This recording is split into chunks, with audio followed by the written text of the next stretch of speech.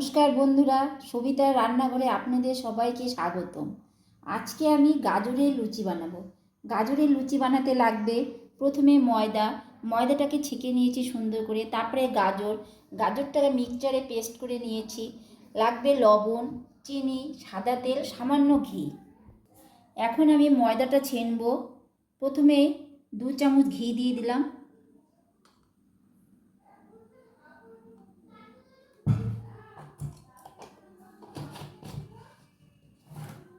তারপরে সামান্য চিনি, লবণ, তারপরে দিব তেল। এখন একটু ভালো করে ছেনে নিয়ে তারপরে গাজরটা দিব। ময়দাটা ছেনা হয়ে গেছে, দেখো সুন্দর করে আমি মাখিয়ে নিয়েছি। এখন আমি অল্প অল্প করে গাজরের পেস্টটা দিব, দিয়ে তারপরে ছেনব।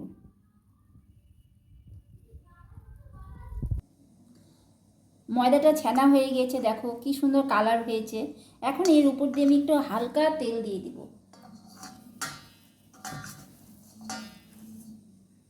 এখন আমি কিছুক্ষণ ঢেকে রাখবো। ময়দাটা যে ঢেকে রেখেছিলাম অনেকক্ষণ হয়ে গিয়েছে। এখন আমি আরেকটু ছেনে তারপরে ছোট ছোট লেচি কেটে তারপরে বেলবো। এখন আমি ছোট ছোট লেচি কেটে নেব।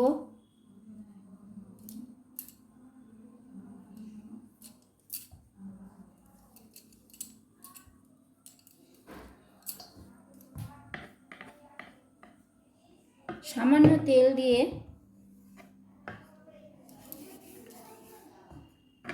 তারপরে বেলে নিব।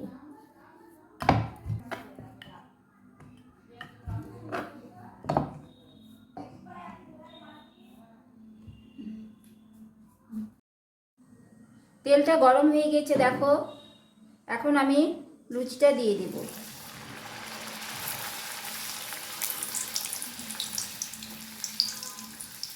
দেখো কি সুন্দর ফুলে গিয়েছে।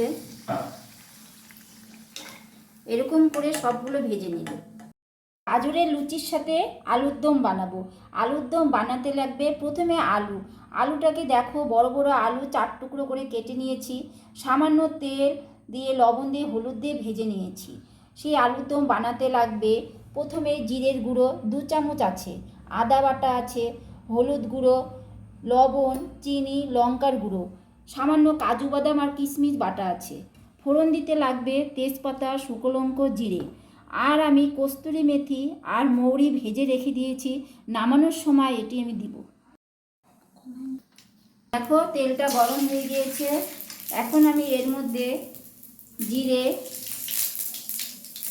শুকনো লঙ্কা, তেজপাতা দিয়ে দিলাম। ভাজা ভাজা হয়ে গিয়েছে। এখন আমি এক এক করে মশলাগুলো দিব। প্রথমেই দিব মশলাগুলো, সব দেওয়া হয়ে গিয়েছে। দেখো এখন আমি নাড়াচাড়া করে তারপরে আমি আলুটা দিব। হ্যাঁ, এখন আমি আলুগুলো দিয়ে দিব। দিয়ে ভালো করে কষিয়ে তারপরে আমি জল দিব। আলুটা কষানো হয়ে গিয়েছে, এখন আমি জল দিয়ে দিব। জল দিয়ে একটু ফুটলে তারপরে নামাবো। আমার আলুর দম হয়ে গিয়েছে, দেখো। এখন আমি সামান্য গরম মশলা গুঁড়ো দেব। যে কস্তুরি মেথি আর মৌরি ভেজে রেখেছিলাম ওগুলা গুঁড়ো করে দিয়ে দিচ্ছি। একদম রেডি, দেখো হয়ে গিয়েছে। গাজরের লুচি আর আলুর দম হয়ে গিয়েছে। এখন আমার মেয়ে খাবে।